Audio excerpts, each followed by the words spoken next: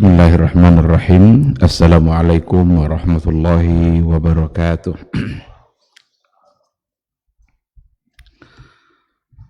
Innal hamdalillah nahmaduhu wa nasta'inuhu wa nastaghfiruh wa na'udzu billahi min shururi anfusina wa min sayyiati a'malina.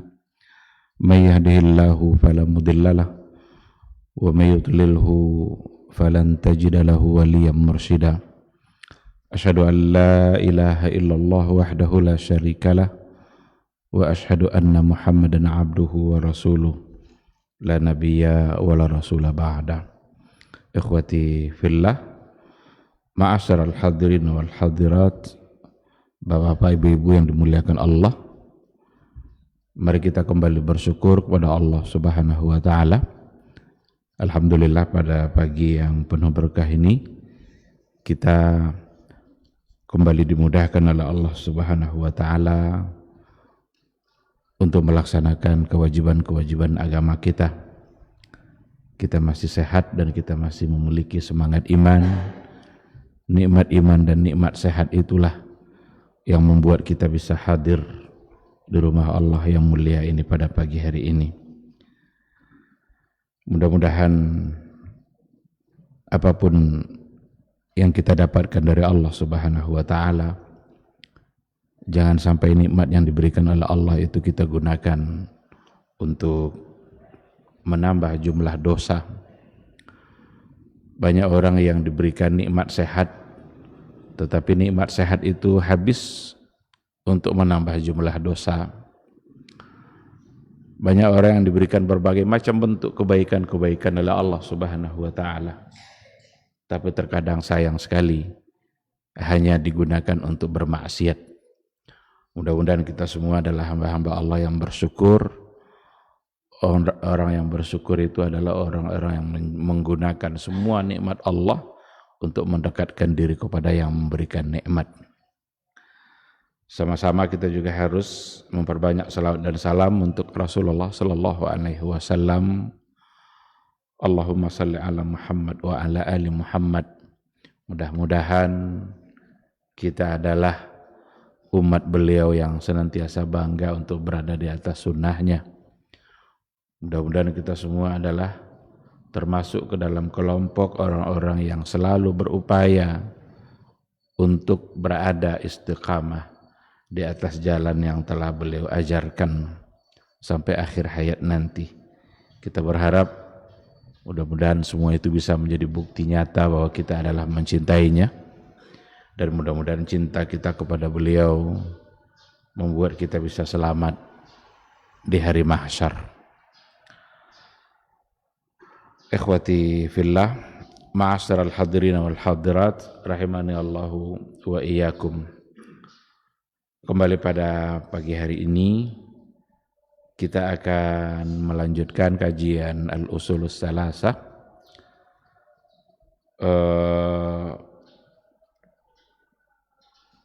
yang mana pembahasannya masih berkaitan dengan al-imanu billah, beriman kepada Allah Subhanahu wa ta'ala. Ini adalah sesuatu yang paling asasi dalam kehidupan kita. Kalau kesempurnaan iman kepada Allah sudah kita miliki, atau iman kita kepada Allah itu sudah benar-benar kita pahami secara baik, maka itu insya Allah membuat kita mudah untuk memahami perkara-perkara iman yang lainnya. Kita katakan dulu bahwa pada saat kita mengakui beriman kepada Allah Subhanahu wa taala, maka di dalam pengakuan iman kepada Allah itu ada pengakuan terhadap 4 perkara. 3 perkara sudah kita sampaikan dan akan kita coba lanjutkan penjelasannya.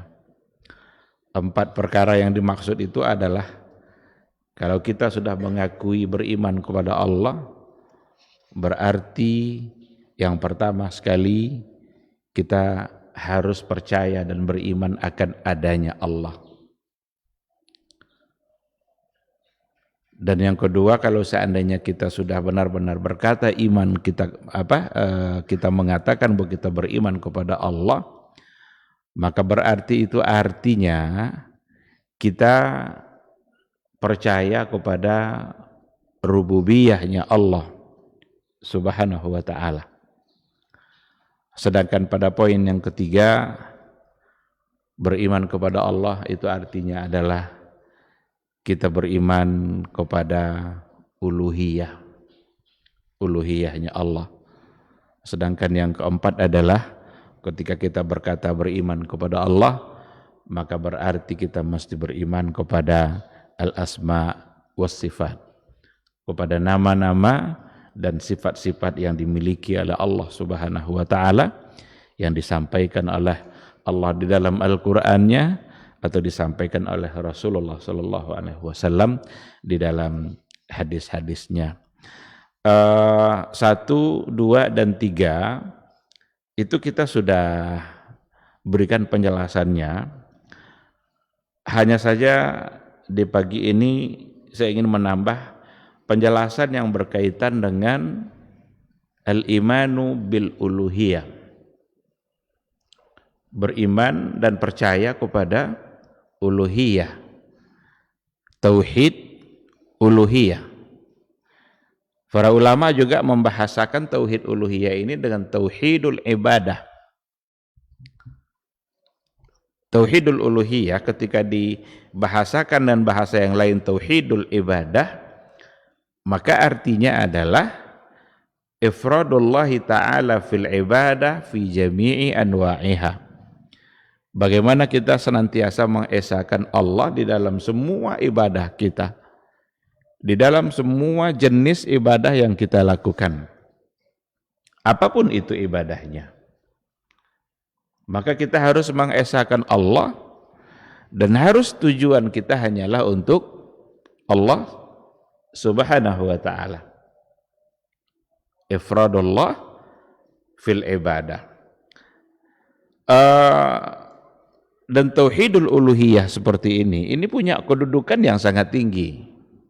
Ini akan kita coba insya Allah berikan penjelasannya, bagaimana para ulama memberikan penjelasan tentang manzilatu tauhidul uluhiyah, kedudukan tauhid uluhiyah.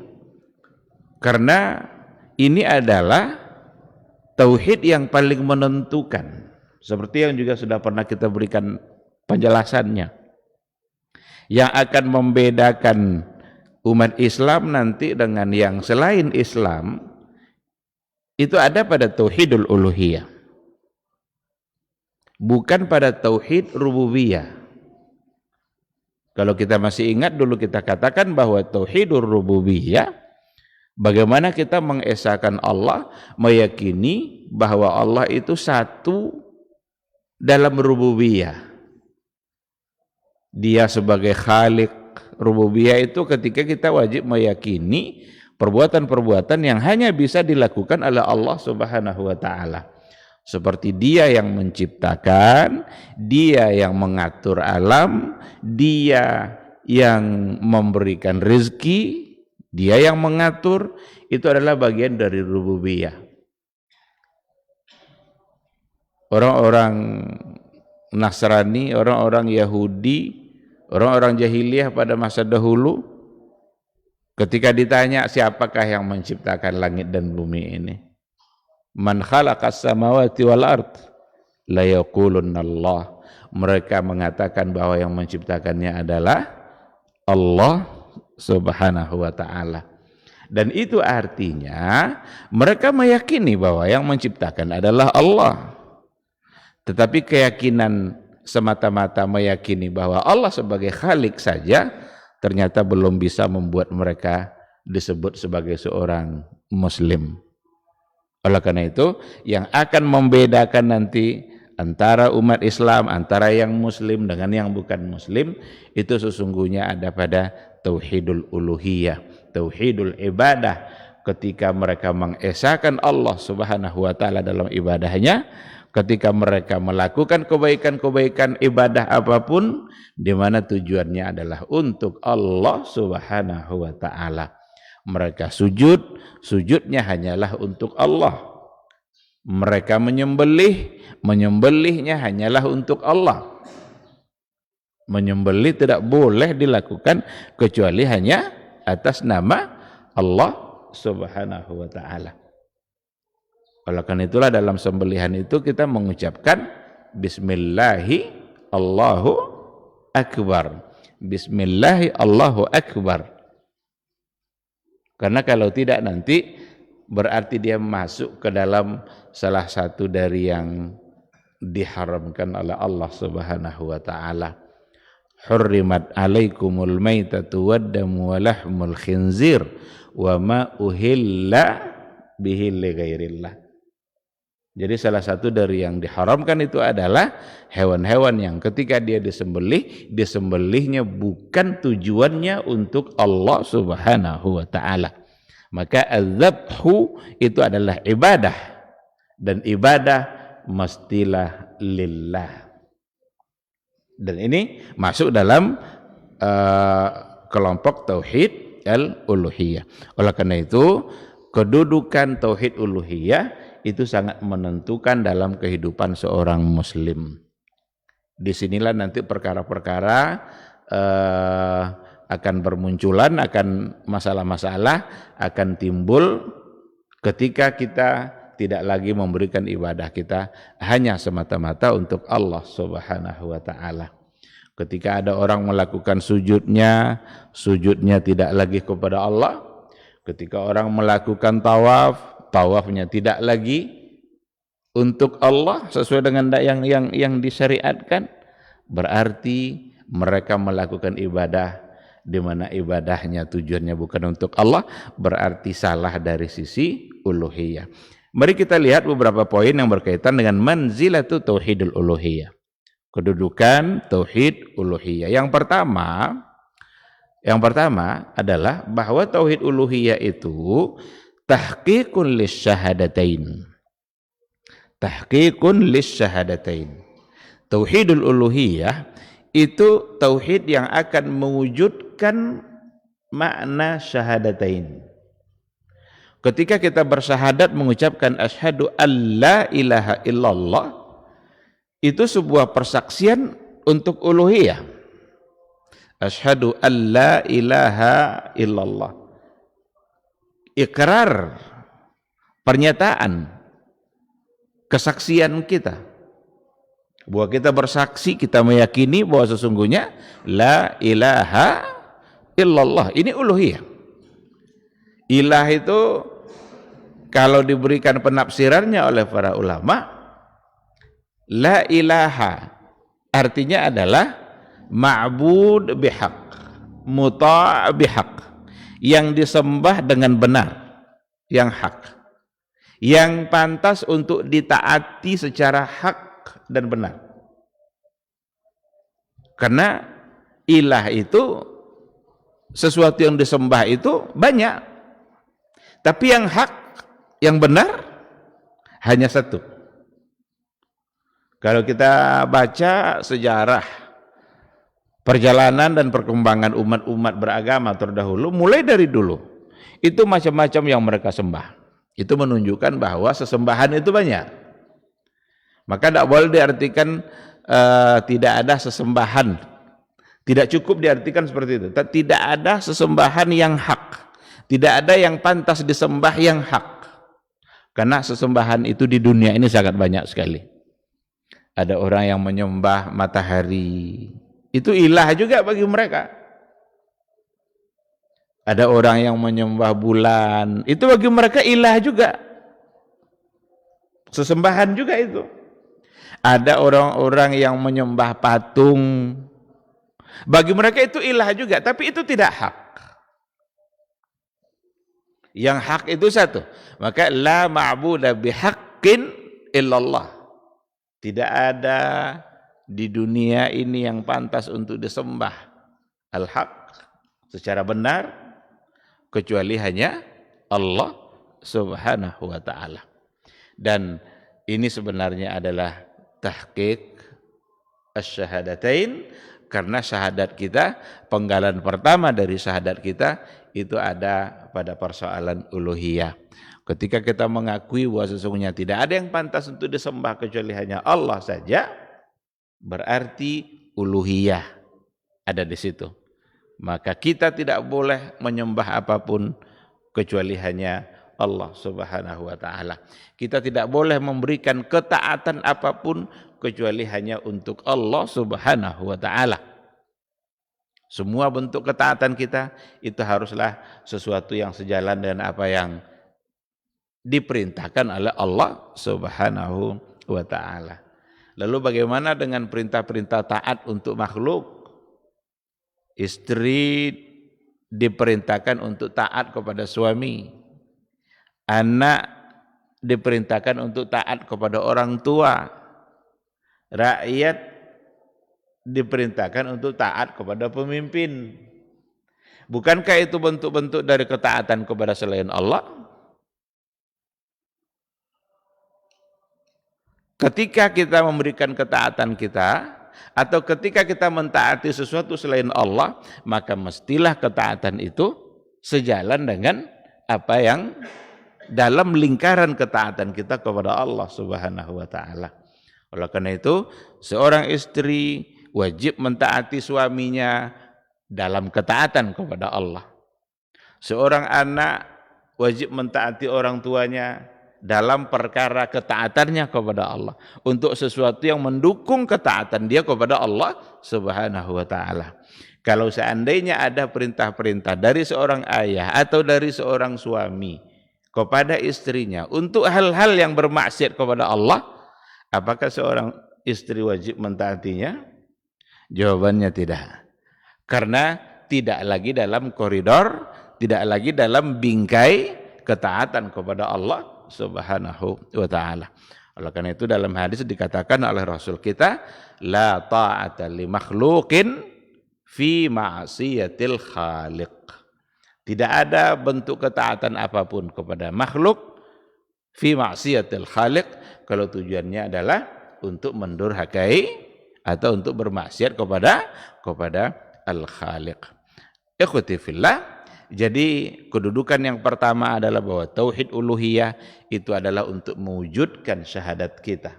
Untuk mewujudkan ungkapan la ilaha illallah, itu ada pada tauhid uluhiyah.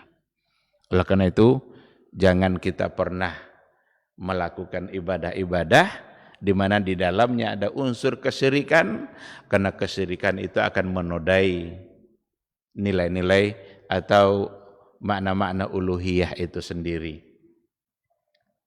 Seperti perbuatan-perbuatan syirik yang terjadi pada banyak orang dan mereka tidak menyadari kalau itu adalah sebagai sebuah kesyirikan. Meminta perlindungan kepada selain Allah, meminta keselamatan kepada selain Allah, padahal itu adalah doa, dan doa itu hanyalah pantas untuk kita pohonkan kepada Allah Subhanahu wa taala. Doa mukhul ibadah. Itu hadis Nabi. Doa itu adalah mukhul ibadah. Intisari dari ibadah kita itu ada pada doa. Maka kita tidak boleh menyampaikan doa permintaan kita kecuali hanya kepada Allah Subhanahu wa taala. Ketika kita minta keselamatan kepada selain Allah, ketika kita mengharapkan kebaikan-kebaikan, keselamatan kehidupan kita kepada tangkal-tangkal atau jimat-jimat atau mantra-mantra dan lain sebagainya, itu semua adalah bagian dari kesyirikan. Innar ruqa wat tamaim, itu mantra-mantra, tangkal-tangkal, kata Rasul apa? Syirkun. Itu adalah bagian dari kesyirikan, dan kesyirikan itu adalah perbuatan zalim yang paling besar. Inna syirka la zulmun azim. Sesungguhnya syirik itu adalah kezaliman yang sangat besar. Kemaksiatan yang paling dimurkai oleh Allah Subhanahu wa taala itu adalah kemurkaan yang apa namanya? Kemaksiatan yang dalam bentuk syirik. Karena menduakan Allah Subhanahu wa taala. Kita meminta sesuatu kepada orang lain yang mereka tidak akan bisa memberikannya. Meminta sesuatu padahal dia tidak bisa memberikannya.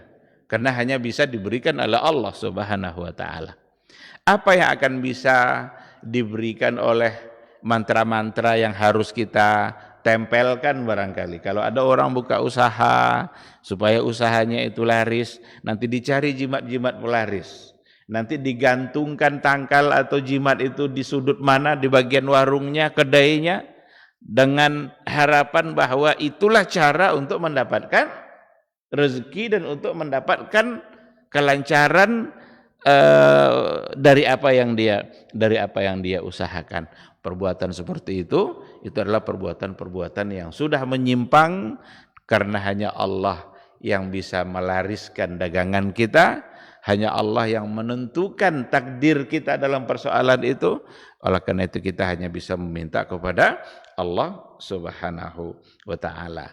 Iyyaka na'bud wa iyyaka nasta'in. Hanya Engkau yang saya sembah ya Allah, dan hanya Engkau tempat kami bergantung, tempat kami meminta. Berarti tidak ada tempat meminta selain daripada Allah Subhanahu wa taala. Kita kalau seandainya kita baca sejarah para ulama terdahulu, mereka melakukan sesuatu yang terkadang sebenarnya biasa-biasa saja, tapi untuk kehati-hatian mereka dalam persoalan ini, mereka benar-benar menjaga sebaik mungkin agar tidak terjebak kepada kesalahan. Ada di antara ulama pada masa dahulu, ketika dia di atas ontanya atau di atas kudanya, lalu lepas atau jatuh tongkatnya. Dia tidak mau meminta diambilkan tongkat itu kepada orang lain, tapi dia turun untuk mengambilnya hanya karena takut terjebak kepada kesalahan. Hanya Engkau tempat kami meminta. Coba bayangkan. Kan iyyaka na'bud wa iyyaka nasta'in. Hanya Engkau tempat kami minta tolong. Jadi dia minta tolong ambilkan tongkat itu saja, dia tidak mau. Kenapa tidak mau? Takut tersalah nanti dan kena oleh ayat ini. Padahal kan biasa-biasa saja sebenarnya. Tapi begitulah mereka menjaga agar tidak terjatuh kepada kesalahan. Jadi kalau hal-hal yang seperti itu saja mereka jaga, apalagi untuk hal-hal yang lebih besar daripada itu. Dan itu tercatat dalam buku-buku sejarah para ulama, bagaimana mereka menjaga diri mereka agar tidak terjebak kepada satu kesalahan meskipun kecil, atau bahkan mungkin itu tidak salah. Tetapi bagi mereka ada kekhawatiran jangan-jangan itu ternyata adalah bagian dari penyimpangan dari apa yang ada pada ayat itu. Seperti juga Imam Ahmad, kalau seandainya dia menderita sakit, dia sangat menghindarkan dirinya untuk mengucapkan atau mengatakan, kita kan kalau sakit, kalau apa kan aduh gitu. Sering kita mengucapkan itu. Imam Ahmad paling menjaga dirinya untuk tidak terucap oleh dia kata seperti itu. Kenapa? Karena dia khawatir ungkapan seperti itu jangan-jangan bagian dari ketidaksabaran dia dalam menghadapi musibah yang tadi itu. Padahal mungkin bagi kita kan biasa-biasa saja. Dia khawatir jangan-jangan itu bagian dari keluhan-keluhan yang jangan-jangan itu salah. Dan itu semua adalah gambaran dari kehati-hatian mereka untuk menjaga diri dari sekecil apapun dari hal-hal yang tidak baik. Karena kalau sudah terjatuh diri kita kepada hal-hal yang tidak baik meskipun kecil, itu khawatir nanti akan terjatuh lagi kepada yang lebih besar. Ikhwati fillah, jadi manzilah yang pertama, kedudukan yang pertama dari tauhid uluhiyah itu adalah tahqiq lisyahadatain, untuk mewujudkan syahadat yang memang sudah kita ucapkan. Yang kedua, kedudukan dari tauhid uluhiyah adalah tahqiqul ghayah min khalqil insan, untuk mewujudkan tujuan dari diciptakan manusia itu sendiri. Kita ini diciptakan untuk uluhiyah sebenarnya, untuk menerapkan tauhid uluhiyah itu.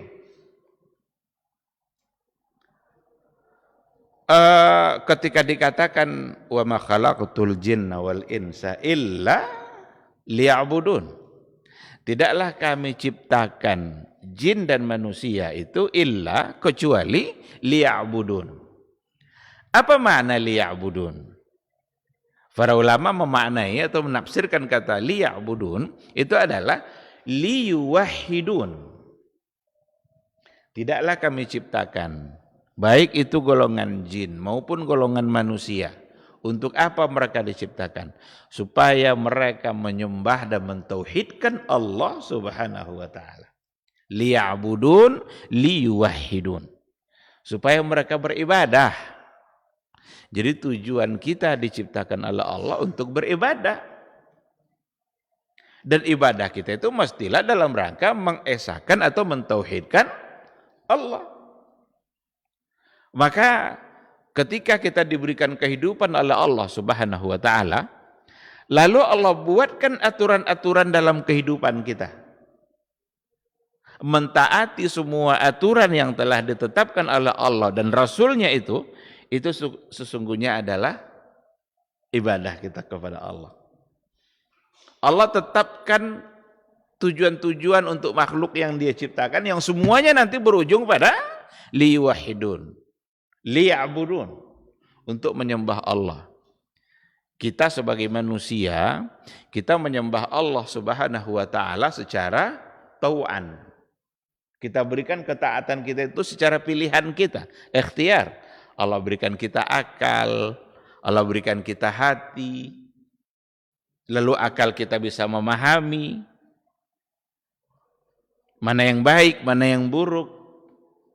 Dibuat aturan oleh Allah dalam kehidupan kita.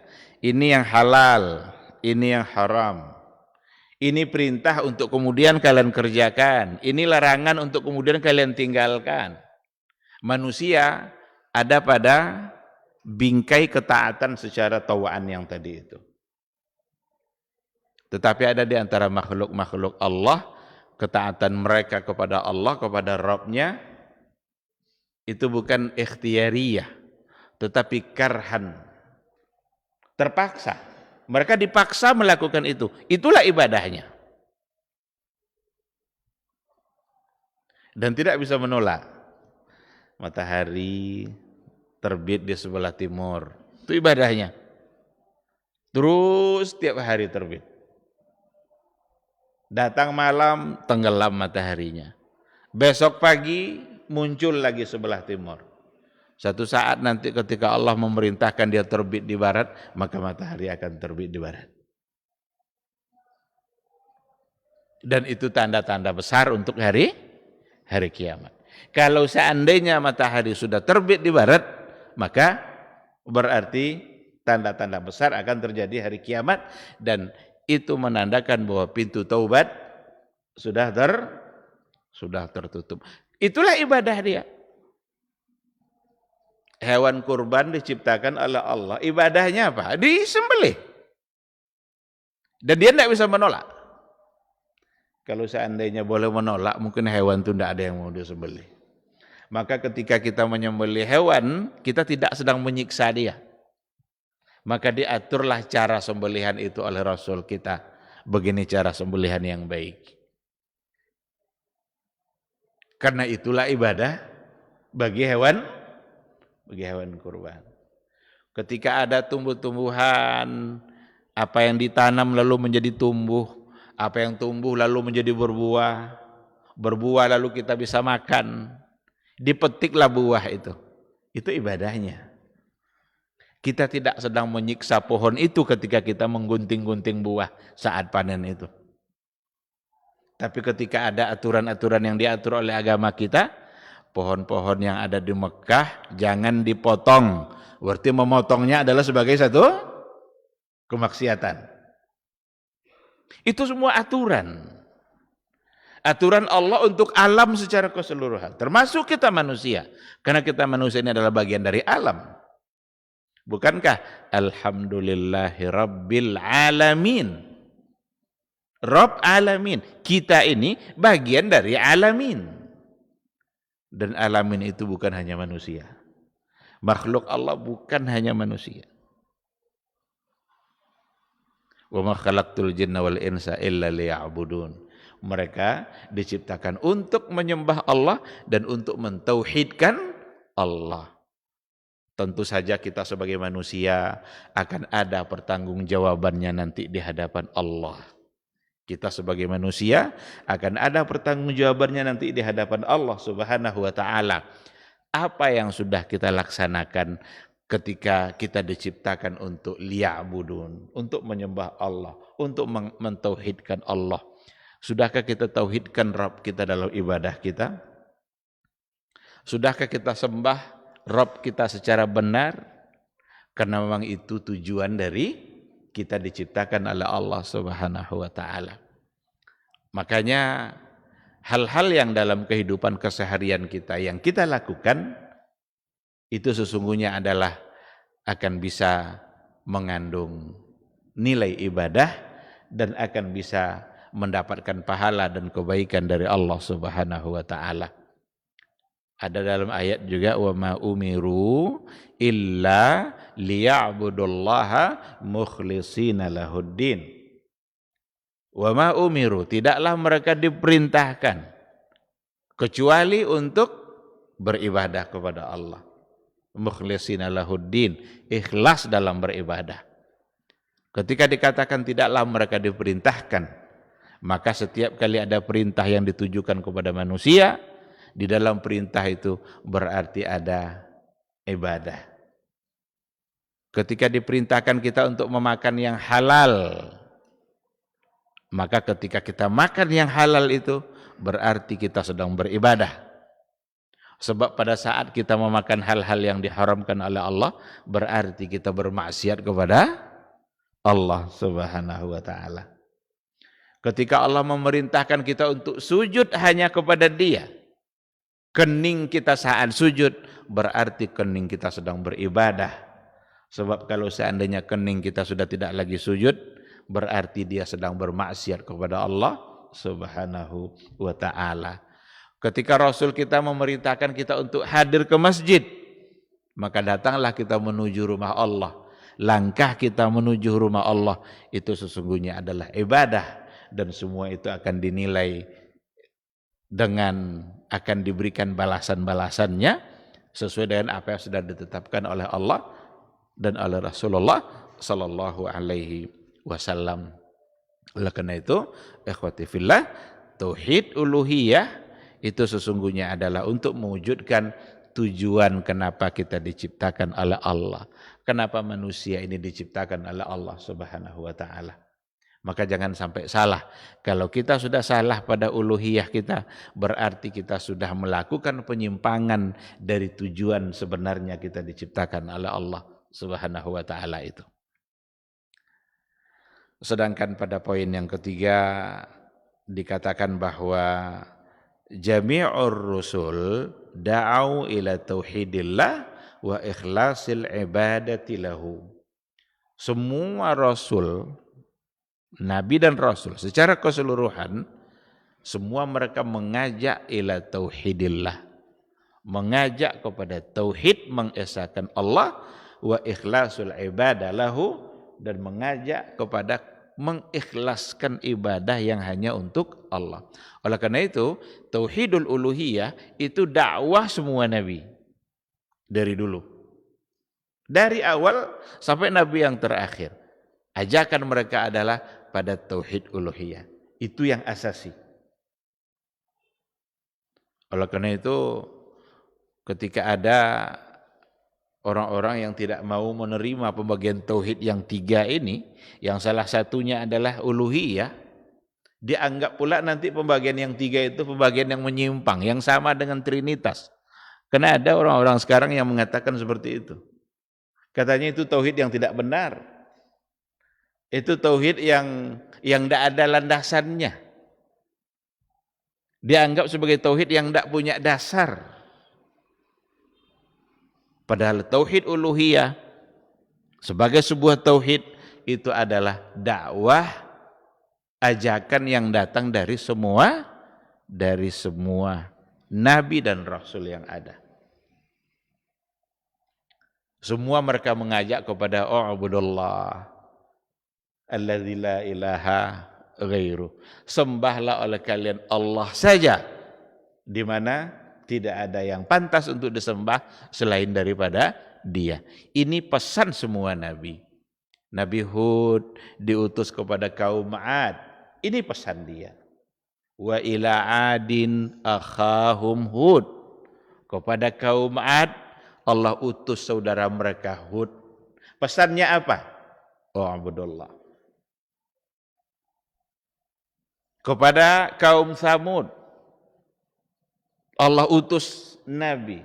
Berbagai macam bentuk kabilah-kabilah yang ada pada masa dahulu, ada nabinya yang diutus oleh Allah. Dan pesan mereka sama, U'budullah, sembahlah Allah, di mana la ilaha ghairu. Tidak ada ilah yang pantas disembah selain daripada Dia. Nah, jadi pada poin yang ketiga, nampak oleh kita kedudukannya tauhid uluhiyah, karena itu menjadi bagian dari dakwah, bagian terpenting dari dakwah semua rasul, yang tentu saja termasuk Rasulullah sallallahu alaihi wasallam, yang bukan hanya diutus untuk satu kaum saja, tapi diutus untuk semua umat yang ada. Kalaulah nabi-nabi yang terdahulu hanya untuk kaumnya saja, tapi Nabi Muhammad diutus untuk semua umat yang ada. Bahkan Nabi pun mengatakan,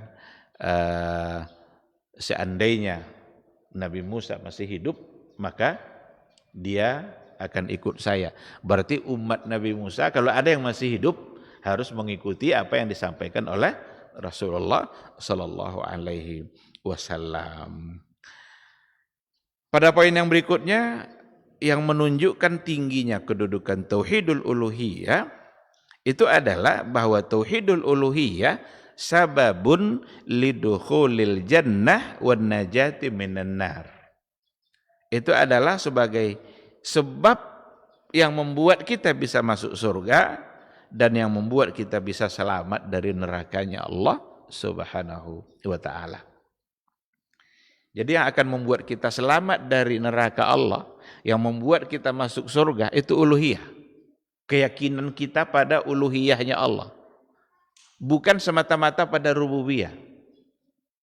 Kalau semata-mata pada rububiyah, maka orang-orang jahiliyah dulu akan selamat dari nerakanya Allah. Maka petinggi-petinggi Quraisy dulu yang tidak mau mengucapkan la ilaha illallah, tapi mereka percaya kalau Allah sebagai Khaliq. Percaya mereka pada rububiyah. Rububiyah belum menyelamatkan kita dari neraka Allah. Rububiyah belum menyelamatkan kita dari ancaman-ancaman, belum bisa memasukkan kita kepada surga. Karena orang-orang jahiliyah dulu, sekali lagi, kalau ditanya siapa Allah, siapa yang pencipta mereka, mereka jawab Allah. Dan itu rububiyah. Mereka tahu kalau yang memberi rezeki itu juga adalah Allah. Cuma pada uluhiyah mereka yang bermasalah. Oleh karena itu sababun lidukhulil jannah. Sebab kita bisa masuk surga itu adalah uluhiyah. Maka jangan sekali-kali kita menyimpang dan tersalah pada uluhiyah. Maka dalam sebuah hadis dikatakan oleh Rasulullah sallallahu alaihi wasallam, "Man mata la yusyriku billah dakhalal jannah." Man mata, barang siapa yang mati, barang siapa yang wafat, la yusyriku billah, dia tidak berbuat syirik kepada Allah, dakhalal jannah, dia pasti masuk surga. Berarti yang tidak syirik masuk surga. Yang syirik tentu lawannya masuk neraka. Dalam Al-Quran juga allazina amanu walam yalbisu imanahum bizulmin ulaika lahumul amnu wahum muhtadun. Orang-orang beriman dan mereka tidak mencampuri imannya itu dengan kezaliman.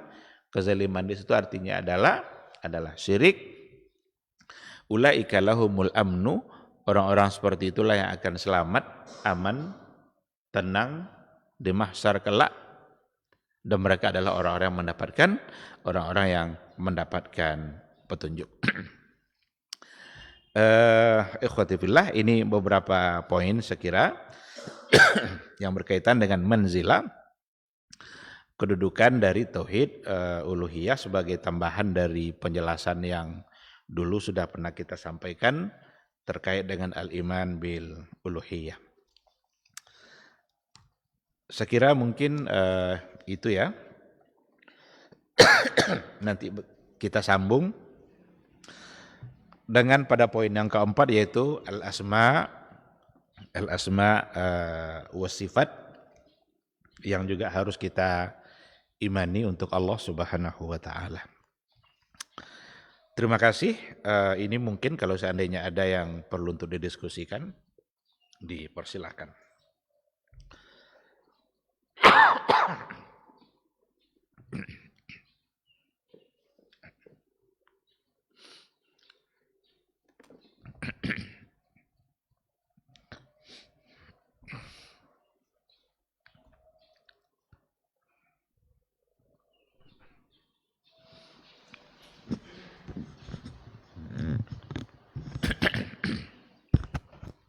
Assalamualaikum warahmatullahi wabarakatuh. Assalamualaikum warahmatullahi wabarakatuh.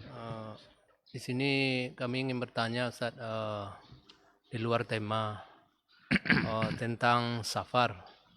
Ini kan safar. Kita kan pulang kampung. Sampai di kampung tuh berapa lama waktu kita tuh termasuk terhitung safar gitu. Seandainya kayak contohnya lebaran lah, habis lebaran. Iya. Berapa lamanya kita dihitung waktu safar situ gitu, atau selama di kampung tuh, atau 2 hari 1 hari gitu saya menginap di kampung tuh. Iya. Kalau kita safar menuju satu tempat untuk satu urusan, berapa lamakah kita kira-kira akan dianggap sebagai safar? Seperti kita pulang kampung, padahal itu adalah kampung kita sendiri. Apakah selama di sana kita akan ambil hukum safar?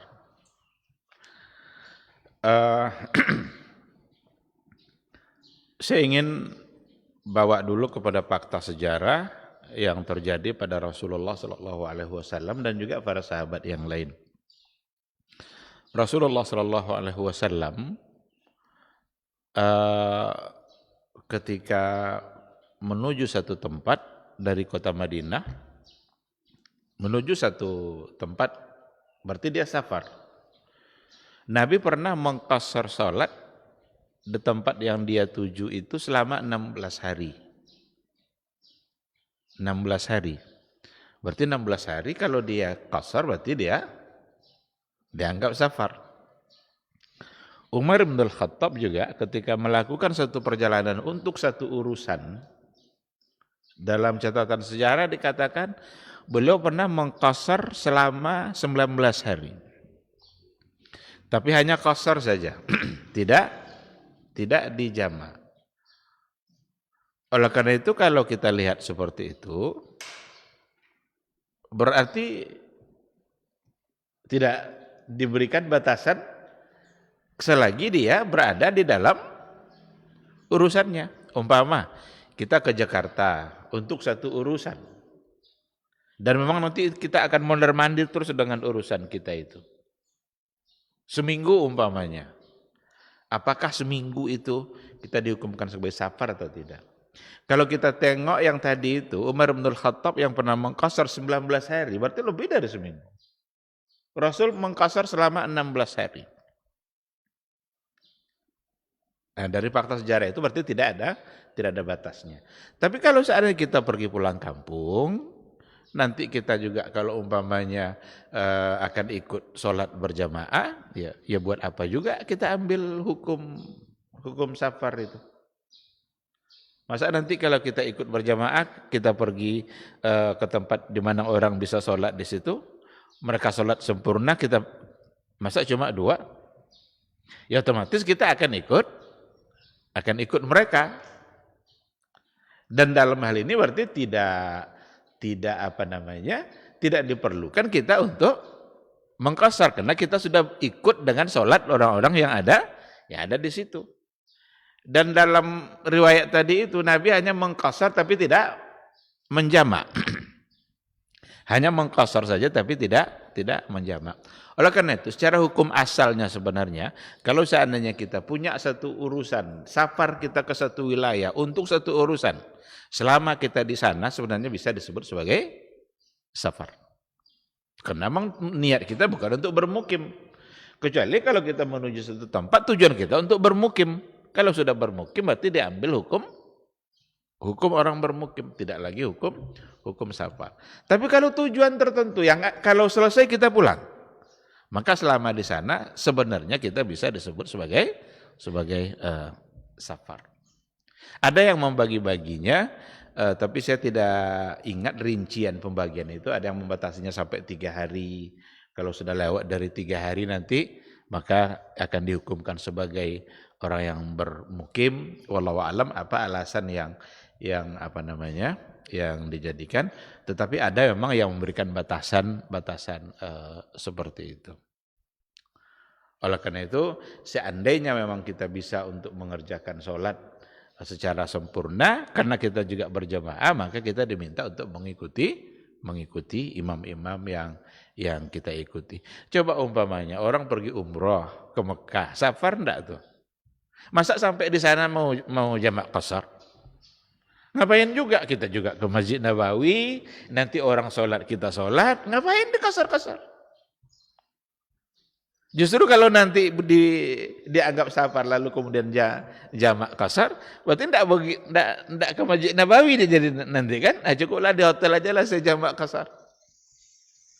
Oleh karena itu walaupun statusnya disebut sebagai safar seperti itu, maka ketika keadaan memang dia mudah untuk mengerjakan sholat, ya tetap saja kerjakan sholat itu sesuai dengan keadaan yang dia ikuti. Tetapi secara hukum dulu Nabi pernah mengqashar 16 hari. Dipastikan itu berarti dia safar. Karena qashar memang hubungannya hanya dengan safar. Ya, kalau untuk satu urusan ya seperti yang dicontohkan tadi kan, ke Jakarta umpamanya atau ke Lampung atau kemana, dia akan berurusan terus. Silakan mau diambil hukum safar seperti itu. Karena diberikan keringanan hukum supaya dia terhindar dari kesulitan-kesulitan yang dia hadapi. Wallahu subhanahu wa ta'ala. Sholatnya kan kadang banyak tuh waktu subuh itu kan kunut terus tuh. Apa kita ikut imamnya terus atau bagaimana gitu? Yang subuh apa? Waktu sholat subuh. Terus? Kan kalau rata-rata kan berkunut tuh.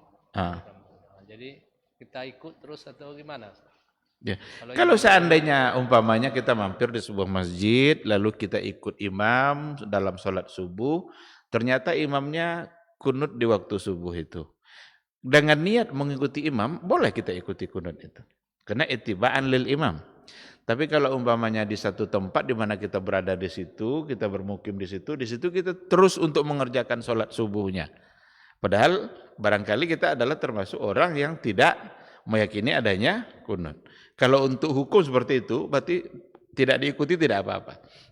Tapi kalau yang sifatnya insidental, kondisional, kebetulan dia mampir di satu masjid dan itu ada kunut, boleh diikuti. Dengan niat mengikuti imam kita, ittiba'an lil imam. Wallahu a'lam.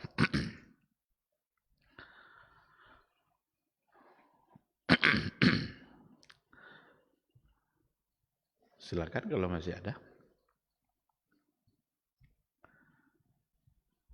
Baik, kalau tidak ada, saya kira kita cukupkan sampai di sini. Mudah-mudahan apa yang kita bahas bisa kita pahami. Semoga Allah Subhanahu wa taala selalu membimbing kita untuk istiqamah dan mengokohkan tauhid uluhiyah kita sehingga kita tidak terjebak kepada kesyirikan dalam bentuk apapun. Ketahuilah bahwa syirik itu perbuatan yang paling dimurkai oleh Allah dan hindarkan diri kita dari sekecil apapun bentuk syirik yang dilarang itu. Terima kasih. Subhanakallahumma wa bihamdika asyhadu an la ilaha illa anta astaghfiruka wa atubu ilaik. Wassalamualaikum warahmatullahi wabarakatuh. Di para sahabat itu kaum muslimin, yang terbayang bagi mereka itu adalah infak, yang terbayang bagi mereka adalah sebuah kebahagiaan, keselamatan di akhirat yang kekal dan abadi di sisi Allah tabaraka wa taala. Semua kita boleh klaim sekarang. Kamu cinta Nabi? Cinta Ustaz. Cinta Nabi? Cinta Ustaz. Termasuk saya. Cinta Nabi? Cinta. Kapan tahunya? Besok di akhirat. Maka apa kata Nabi sallallahu alaihi wasallam? Amalur rajuli biyadihi. Penghasilan yang terbaik adalah pekerjaan yang dilakukan oleh seseorang dengan tangannya sendiri. Wa kullu bai'in mabrur, dan setiap jual beli yang mabrur. Ini aktivitas ini membantu saya di akhirat atau akan menyulitkan saya di akhirat? Kalau seandainya perbuatan itu ternyata akan menyulitkan kita di akhirat kelak, tinggalkan perbuatan itu.